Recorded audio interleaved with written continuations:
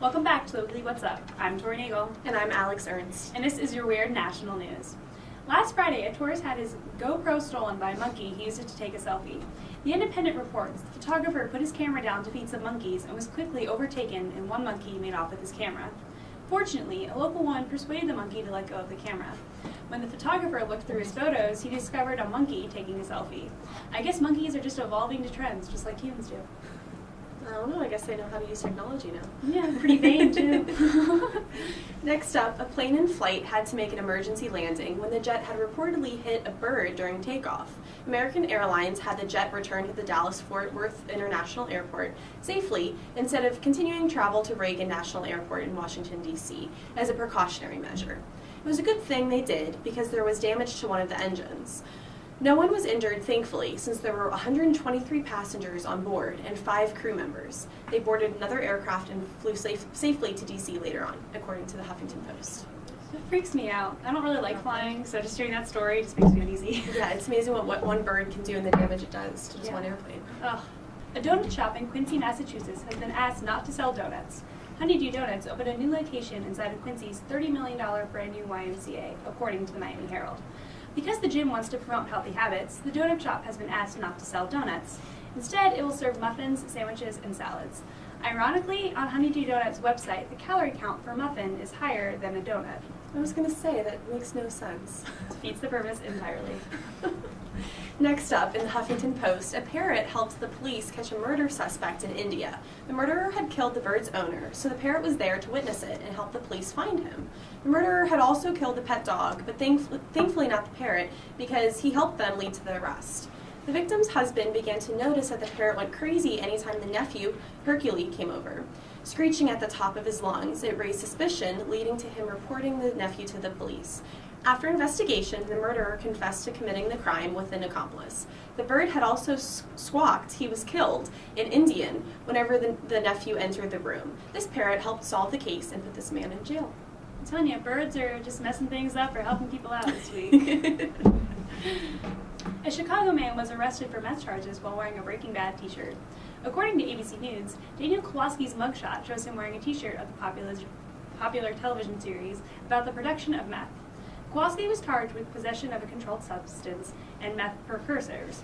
Kowalski's bond was posted Wednesday for $100,000. I doubt he could argue he only liked the plot of that show. I have a Breaking Bad shirt, but I don't have the meth lab, so... Yeah, no, not at all. It's a little extreme.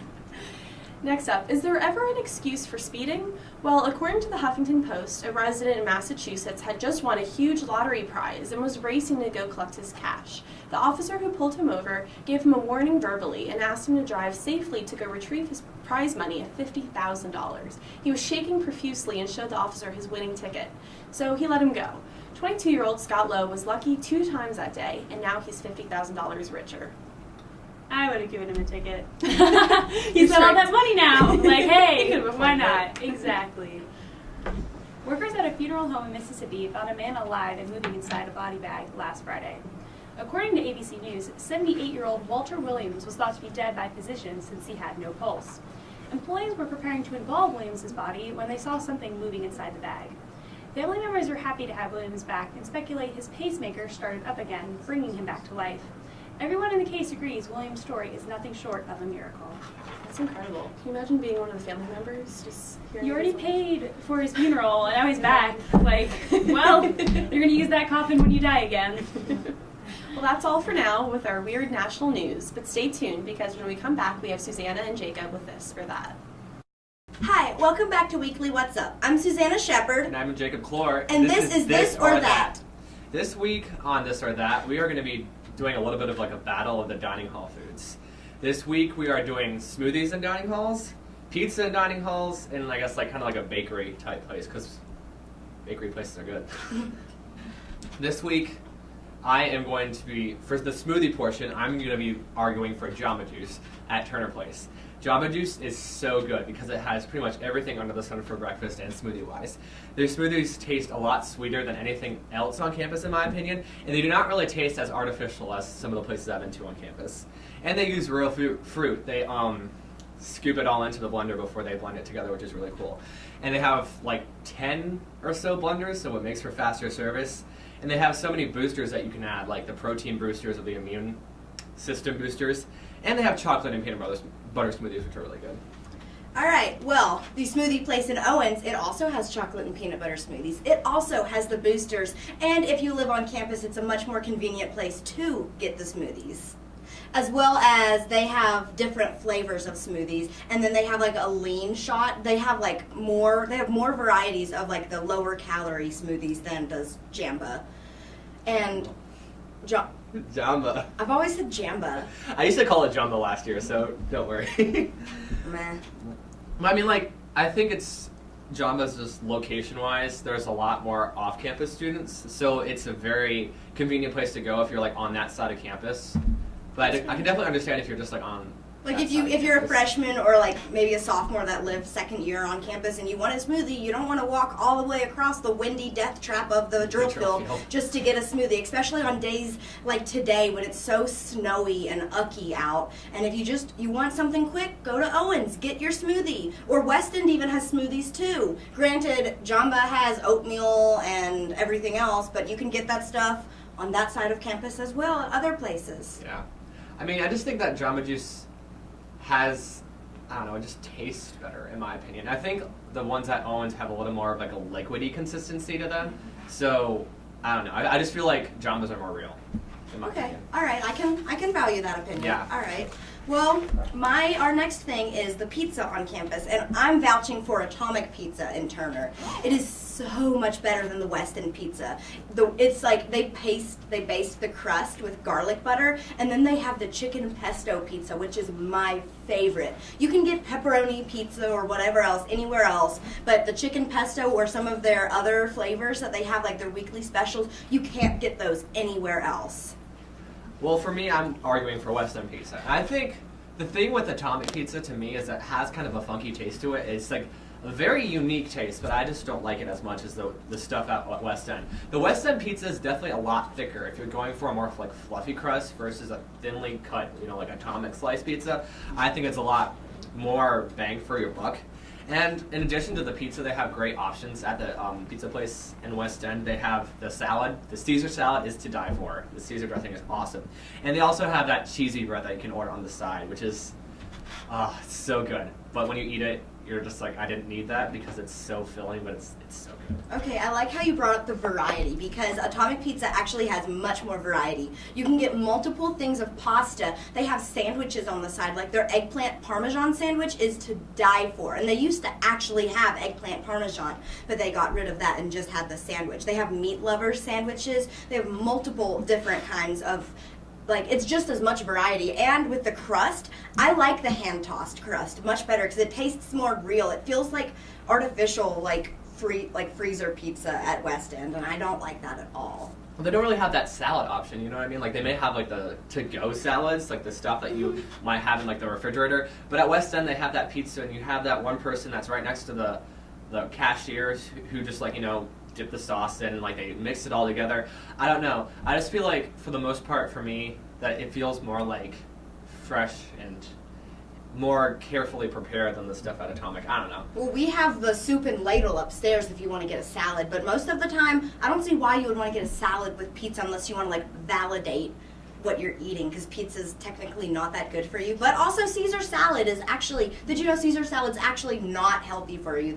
The dressing on it is so fattening, but it's so good. It is good. You still have to eat it, but yeah. I mean, it's not really a health option. It's more so taste. It's taste, and I don't know. I always get the salad because it's supposed to be healthier, but I guess you're right. There's not really. There's definitely pros and cons of each place. Yeah, definitely. And then finally, we're gonna go to bakery style options on campus. ABP versus burgers. Now, I am arguing for burgers because, for one, I'm a tad biased because I work there. But besides the point, even if I didn't work there, it still is the best bakery kind of place on campus. And there are so many bagels to choose from. I counted at work the other day, and there's something over a dozen different varieties, it's maybe 15 or something like that. So you definitely have something for every taste in your mouth for the day. And you also have a lot more employees at Burgers, so you have a little bit of this more speedier service. I mean, at ABP, it's just not as quick because you have those like 4 people behind the counter. And then there's so many good cream cheese options at Bruegger's. There's like 15 different tubs, and they're all so great. And they're friendly people, like me. Okay, well, I actually think Bruegger's takes much longer than ABP because the line goes all the way to the coffee place sometimes. And so that'll take like 20 minutes just standing in line. But it's for a very quick line. We work very fast. We're not slackers at Bruegger's. Well, it's still, my feet might get tired standing in that line. And at Aw. ABP, you can get so many other things. Like, I'm eating mac and cheese from ABP for dinner tonight. You can get pastries, soups, sandwiches. You can get salads. You can get everything at ABP that you could ever wish for. Cookies. Like, they have the best. You can mix their peach tea and lemonade together and make an Arnold Palmer, which is my favorite drink, like, of all time. So that's an extra bonus for me. It's conveniently located different places around campus. There's an ABP in the GLC. There's an ABP here in Squires. It's convenient. Yeah, but I guess for the same thing with Turner Place, it's right there.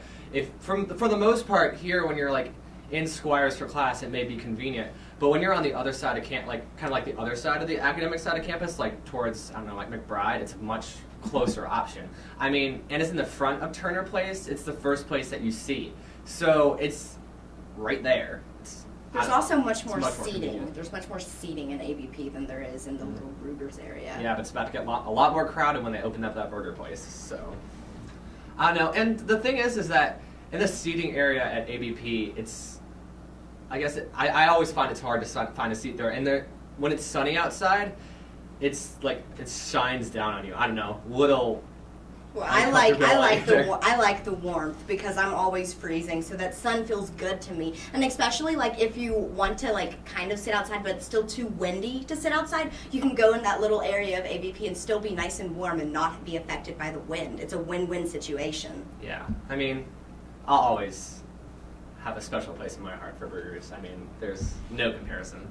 I mean, I can see how you can say that since you are an employee, so you Yeah. are biased. Loyal. I am the typical civilian, just stating my opinion. Okay, whatever.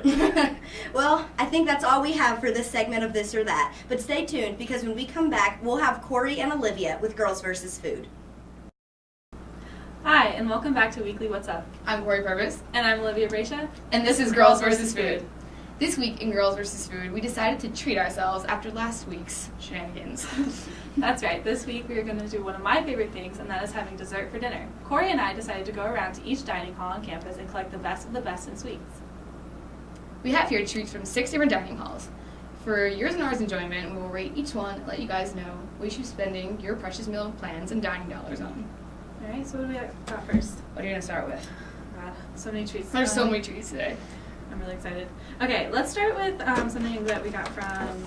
Where did I get this from? Owens? I got this from Owens. Yeah. Okay. It's a cheesecake. We have cheesecake. Simple. It's called original cheesecake. Original, not simple. So, Is that good? Yes. After you. Thank you.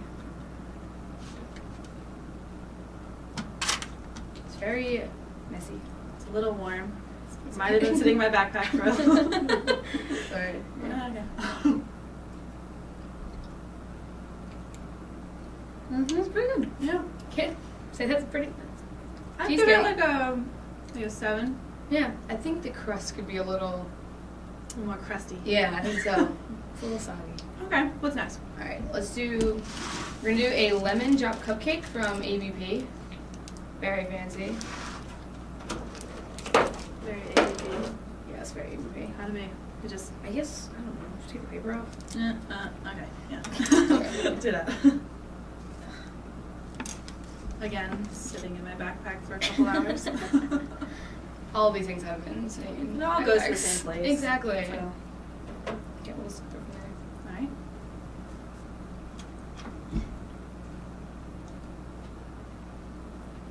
Okay. Ready? I'm a big lemon fan, so Mm-hmm. this is in the spot right now. That's good. I can eat. Yeah, that's better. That's better than cheesecake. Mm-hmm. Okay. That's fine.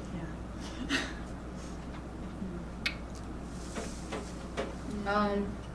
What next? Cookie from Turner's. All right, sounds good. What kind of cookie is this? White macadamia nut. One of my favorites. Delicious.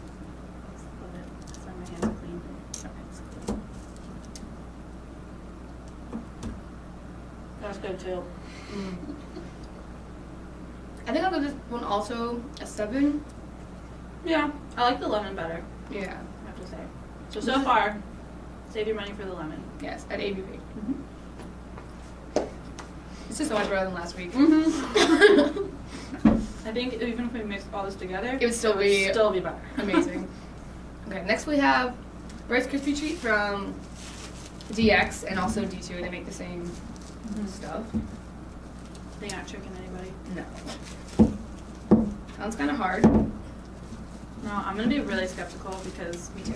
Rice Krispies are my favorite thing ever. Really? You mess them up.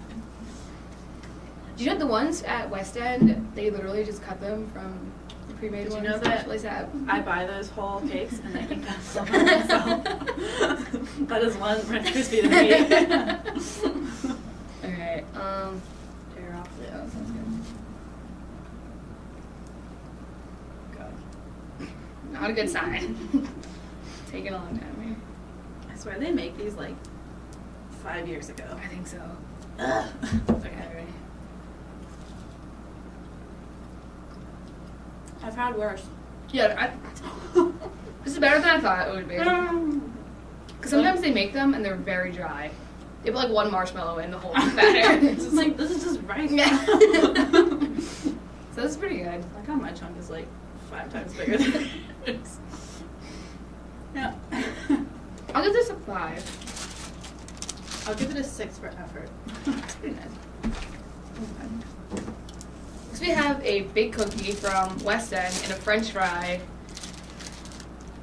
wrapper. So they're not fooling anyone. It's not a French fry. What kind of cookie is it? This is a big chocolate chip cookie. All right. It looks pretty good. Oh, God. You can have that one. Oh, thanks.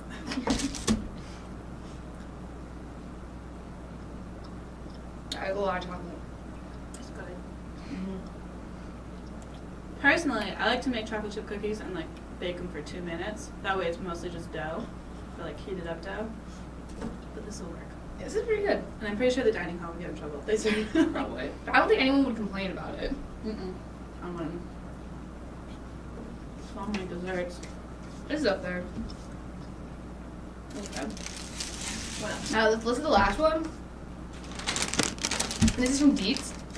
This is a Reese's brownie. So that sounded delicious. I'm so glad you got that because I literally saw it the other day and I was like, I love it.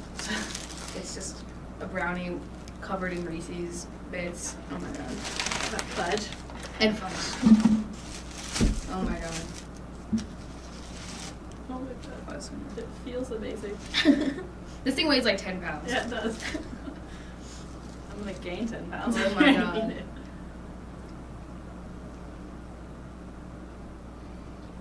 Still rich. So much better than last week. Yeah, next week we're gonna have to like torture ourselves again just to even this out. This one wins. I think so. Okay, my ranking is Reese's Brownies and Dietz, lemon drop cupcake from APP, then probably chocolate chip cookie from West End, macadamia nut cookie from Turner, cheesecake from Owens, Rice Krispie Treat. That's fine. I'd go with the Reese's brownie every time. That's it. If you have a choice. Go to Dietz, get yourself a Reese's brownie. Because, yeah. This is heaven. Well, that's all we have time for on this week's episode of Girls vs. Food. Tune in next week and Bon appetit. Welcome back to the weekly What's Up. I'm Macy Kidner. And I'm Brandon Miller, and on today's show, we're talking all about snow. An average snowflake is made up of 180 billion molecules of water. The first thing I want to say is I am so over the snow. Yeah, and I want to know, how did someone count 180 molecules? Yeah, how did they even 180 billion molecules. figure that out in the first place? Around 12% of the Earth's land surface is covered in permanent snow and ice. What an unfortunate Earth. Well, I hate snow, so clearly I'm Yeah. gonna live anywhere without I it. don't mind the snow. I just don't like being in it. And at that 12%, I hope I never have to go there and live there. I heard a lot of it is in that really big glacier, the one like Mhm. Titanic hit. Most of the water is in glaciers. That's how all our water gets here. Each year, an average of 105 snow-producing storms affect the continental United States. A typical storm will have a snow-producing lifetime of 2 to 5 days and will bring snow to portions of several states.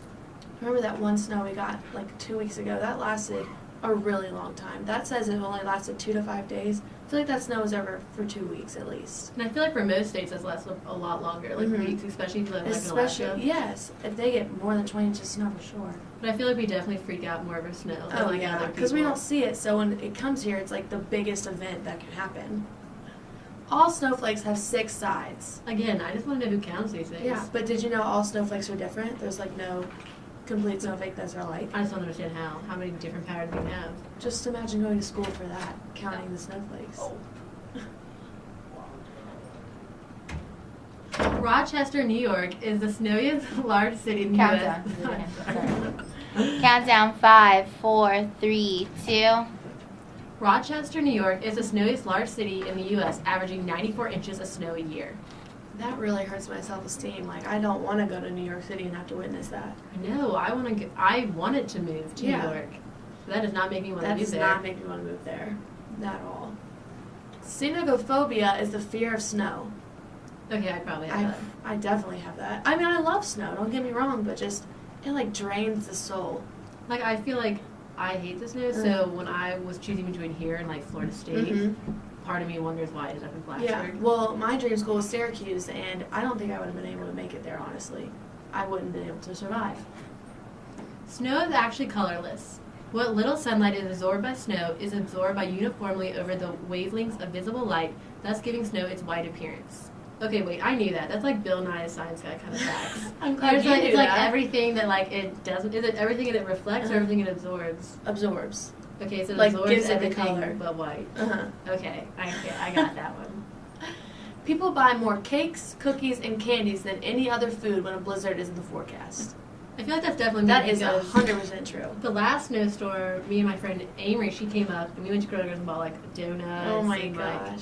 chocolate. Well, what are you Nothing supposed to that do all day? Like, if you're snowed in, why not just eat everything that you have we- inside? You know, and then stay dormant and Uh-huh. work nothing off and tell yourself you're gonna work out the next day. Basically, it's like hibernation. Yes. Obviously. A blizzard occurs when you can't see for 1/4 a mile. The winds are always 35 miles an hour or more, and the storm must last at least 3 hours to be classified as a blizzard. If any of these conditions are less, it is only a snowstorm. I didn't really know there was a difference. I didn't know there was like a classification. I thought like, they were all system. blizzards. They're all blizzards to me. Yeah. The average snowflake falls at a speed of 3.1 miles per hour. Okay, All this talk about snow is just making me so upset because I know when I go outside, it's gonna be snowing. but it's not sticking to the roads. Yeah, that's true. But it's more of like a slushy rain mix that like gets me the worst. So when it says I go 3.1 miles per hour, do you mean that it's just like Falling speed or like flowing into my eyes when I'm walking speed? Well, that's all the time we have for today for the weekly What's Up. I'm Rhiannon Miller. and I'm Macy Kinder. See you later.